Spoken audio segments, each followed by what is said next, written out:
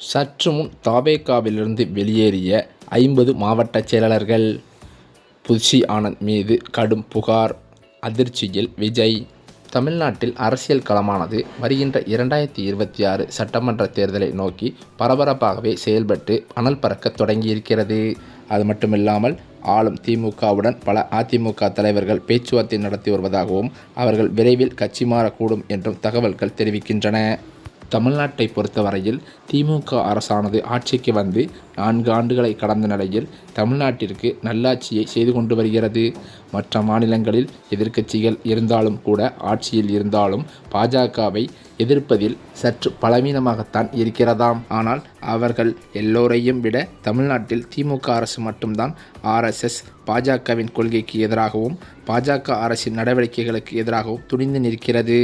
முதல்வர் மு.க. ஸ்டாலின் தலைமையிலான திராவிட மாடல் அரசு மற்ற மாநிலங்களுக்கு வழிகாட்டுகிற முன்மாதிரியான அரசாகவே செயல்பட்டு வருகிறது. தமிழ்நாடு கொண்டு வருகின்ற ஒவ்வொரு திட்டத்தையும் தவிர்க்க முடியாமல் பாஜக தேர்தல் வாக்குறுதியாக அளித்து வருகிறது. அரசு பள்ளிகளில் காலை உணவு திட்டம், மகளிர் உரிமை தொகை திட்டம் ஆகியவற்றை மற்ற மாநிலங்கள் பின்பற்ற வேண்டிய நெருக்கடிக்கும் தள்ளப்படுகிறதாம். தமிழ்நாட்டில் 1967 இருந்து இருமொழிக் கொள்கையாகவே பின்பற்றி வருகிறோம். அதை அழித்து மும்மொழிக் கொள்கையை கொண்டு வர வேண்டும் என்பது பாஜகவின் திட்டம். தமிழ்நாட்டில் இந்தியை எந்த வாயிலாவது நடைமுறைப்படுத்தப்பட வேண்டும் என்று வடமாநிலத்தவர்கள் 100 ஆண்டுகளுக்கு மேல் முயற்சி செய்து கொண்டிருக்கிறார்கள். அதற்கு எதிர்வினையாற்றி தமிழ் மொழியை பாதுகாத்து வருவது பெரியார், அண்ணா, கலைஞர், திமுக என்கிற கட்டமைப்பு தான். மொழியை பாதுகாப்பதில் நாம் முன்னோடியாக மாநிலமாக இருந்து வருகிறோம். மகாராஷ்டிரா போன்ற மாநிலங்கள் இப்போதுதான் விழித்திருக்கிறது. இப்படிப்பட்ட நிலையிலோ தமிழகத்தில் புதிதாக அரசியல் களத்தில் குதித்திருக்கும் தமிழக வெற்றி கழகத்தில் இருந்து பல்வேறு மாவட்ட செயலாளர்கள் கட்சியை விட்டு வெளியேற இருப்பதாக அதிர்ச்சி தகவல்கள் வெளியாகி வருகிறது. இந்த தகவலானது தற்போது தமிழக அரசியலில் பெரும் பரபரப்பை ஏற்படுத்தியுள்ளது. அது மட்டுமில்லாமல் அந்த மாவட்ட செயலாளர்கள் குறிப்பாக புஷி ஆனந்த் மீது கடும் புகார் அளித்துள்ளதாகவும் சொல்லப்படுகிறது. இது தற்போது திமுகவை எதிர்த்து வரும் தமிழக வெற்றி கழகத்திற்கு பின்னடைவாகத்தான் பார்க்கப்படுகிறது. இந்த நிலையிலோ ஏற்கனவே திமுகவானது பாஜகவை கடுமையாக எதிர்த்து வரும் நிலையில் 2021 திமுக ஆட்சிக்கு வந்ததிலிருந்து மத்தியில் உள்ள பாஜக அரசுக்கு சிம்ம சொப்பனமாகவே இருந்து வருகிறது. கல்விக்கான நிதியை கொடுக்காமல் ஒன்றிய அரசு நெருக்கடி கொடுத்து வருகிறது. அதையும் சமாளித்து கொண்டு கல்வி வளர்ச்சியில் முன்னோடி மாநிலமாகவே தமிழ்நாடு இருந்து வருவதும் குறிப்பிடத்தக்கது. ஆளுநரை வைத்து நெருக்கடி கொடுத்தார்கள். முறையாக கொடுக்க வேண்டிய நிதியை கொடுக்காமல் நெருக்கடி கொடுத்தார்கள். அமலாக்கத்துறையை வைத்து நெருக்கடி கொடுத்தார்கள். எதற்காகவும் இந்த திமுகவும் திமுக அரசும் அஞ்சவில்லை. தொடர்ந்து ஒன்றிய அரசு பாஜக அரசுக்கு எதிராக தமிழ்நாடு போராடும், தமிழ்நாடு வெல்லும் முழக்கத்தை எழுப்பிக் கொண்டேதான் இருக்கிறார்கள். தமிழகத்தில் எல்லோரும் பணிந்து விட்டார்கள். அதிமுக அடிபணிந்து விட்டது. பாமக பணிந்து விட்டது. நாம் தமிழர் கட்சியும் பணிந்து விட்டது. நேற்று முளைத்த தவேகாவிற்கும் அவர்கள்தான் முதலாளியாம். இப்படி தமிழ்நாட்டில் உள்ள பெரும்பாலான கட்சிகள் இயக்கங்கள், தலைவர்கள் என்று எல்லோரையும் அடிபணிந்து விட்டார்கள். அவர்களால் திமுகவை மட்டும் இன்னும் வீழ்த்த முடியவில்லை என்பதே நிதர்சனம்.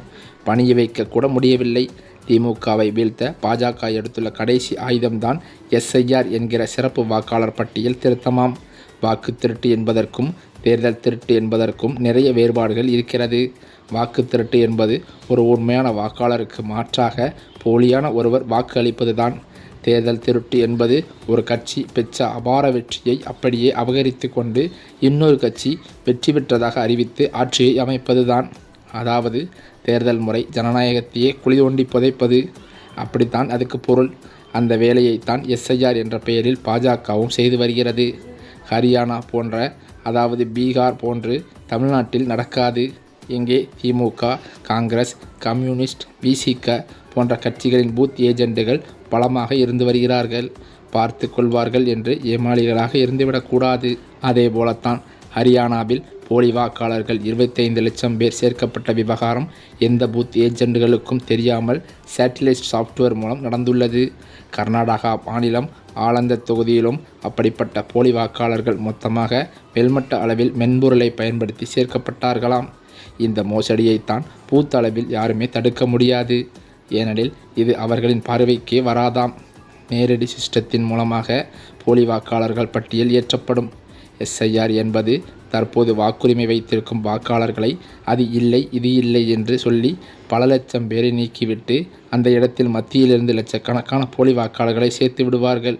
ஒரே வீட்டு முகவரியில் 20-30 போலி வாக்காளர்களை சேர்த்து விடுவார்களாம்.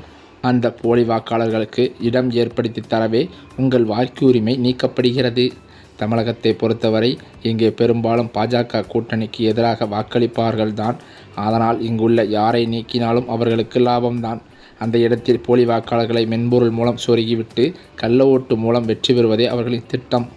SIR மோசடி மூலம் அதிமுக பாஜக கூட்டணி வெற்றி பெற்றால் அதை நியாயப்படுத்தி பேசுவதற்காக இப்போது வருகின்ற கருத்து கணிப்புகளும் உதவி செய்யும்.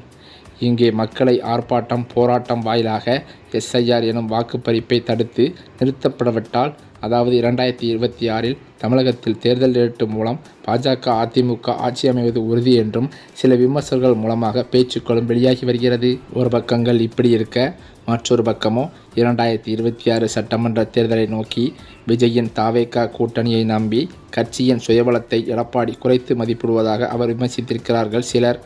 அதிமுக தனித்து நின்று வெல்லும் வலிமையை நிரூபிக்க வேண்டும் என்றும் அவர் கேள்வி எழுப்பி வருகிறார்கள். கூட்டணி பலத்தோடு இருக்கிற திமுக தங்களை இன்னும் பலப்படுத்தி கொண்டே வருகிறார்கள். ஆனால் எடப்பாடி பழனிசாமியோ தொடர்ந்து அதிமுகவை பலவீனப்படுத்துவதை மட்டுமே செய்கிறார் என முன்னாள் MP KC பழனிசாமி தற்போது தெரிவித்துள்ளது பல சர்ச்சைகளை கிளப்பி வருகிறது. அதாவது அதிமுக பாஜக கூட்டணி அமைந்தபோது அது ஓரளவு வெற்றி கூட்டணியாக பார்க்கப்பட்டது. ஆனால் அதிமுக ஒன்றிணைந்தோ அல்லது விலக்கப்பட்ட அதிமுகவினரை கூட்டாக ஒன்றிணைத்தோ வெற்றி பெற்றுவிடும் என்ற நம்பிக்கை அதிமுக தொண்டர்களுக்கும் தமிழக மக்களுக்கும் இருந்து வந்தது. அந்த நேரத்தில் தான் விஜய்க்கு 10% வாக்குகள் தான் கிடைக்கும். அதிலும் 6% திமுக வாக்குகளாகத்தான் இருக்கும். அது அதிமுக வெற்றியை பாதிக்காது என்பதாகத்தான் பேசப்பட்டு வந்தது. அந்த நேரத்தில் தான் விஜயுடன் கூட்டணியும் இல்லை, எந்த உறவும் இல்லை என்பதில் உறுதியாக இருந்தார். அப்பொழுதுதான் களம் அதிமுகவிற்கு சாதகமாக இருந்தது. ஆனால் அந்த சூழ்நிலையில் அதிமுகவை ஒன்றிணைக்க முடியாது என்ற முடிவை எடப்பாடி பழனிசாமி எடுத்தார். அதனுடைய தாக்கத்தை குறைப்பதற்காக கரூர் சம்பவத்திற்கு பிறகு விஜயோடு கூட்டணி என்கிற அஸ்திரத்தை எடுத்தார். தாவேகா தரப்பில் உறுதிப்படுத்தப்படாமலேயே பிள்ளையார் சுழி போட்டாச்சு என்றெல்லாம் பேசி வந்தார். அவர்கள் வேறு வழியின்றி கூட்டணிக்கு வந்து விடுவார்கள் என்று நம்பினார் எடப்பாடி பழனிசாமி. இப்படிப்பட்ட சூழ்நிலையில்தான் கடந்த சில மாதங்களுக்கு முன்பாக விஜயின் தமிழக வெற்றி கழகத்தில் நடந்த பொதுக்குழு கூட்டத்திற்கு, அதாவது பீகார் மாநிலத்தில் சிறப்பு விருந்தினராக பிரசாந்த் கிஷோர் அவர்கள் அழைத்து வரப்பட்டிருந்ததும் குறிப்பிடத்தக்கது. இந்த நிலையிலோ தற்போது நடந்த பீகார் சட்டமன்ற தேர்தலில் பிரசாந்த் கிஷோர் அவர்கள் ஒரு இடம் கூட டெபாசிட் வாங்க முடியாமல் படுதோல்வியை சந்தித்தது விஜய்க்கு பேரதிர்ச்சியை ஏற்படுத்தியுள்ளதாம். மேலும் அது மட்டுமில்லாமல் பிரசாந்த் கிஷோரை சிறப்பு விருந்தினராக அழைக்க ஆலோசனை நடத்தியதில் முக்கியமாக பேசியவர் பொதுச் செயலாளர் புஷி ஆனந்த் அவர்கள் தானாம். இந்த ஆலோசனையில் ஏற்கனவே மாவட்ட செயலர்கள் பலரும் புஷி ஆனந்த் மீது கடும் புகார் அளித்து வந்ததாகவும் சொல்லப்படுகிறது. மேலும் தற்போது இவ்வாறு பீகாரில் பிரசாந்த் கிஷோர் படுதோல்வி அடைந்தது கட்சிக்கே களங்கம் ஏற்படுத்துவதாக பல மாவட்ட செயலாளர்கள் தலைவர் விஜயிடம் புகார் அளித்துள்ளதாக சொல்லப்பட்டு வந்த நிலையில் தற்போது கட்சியை விட்டு விலக முடிவெடுத்திருப்பதாக அதிர்ச்சி தகவல்கள் வெளியாகி வருகின்றன.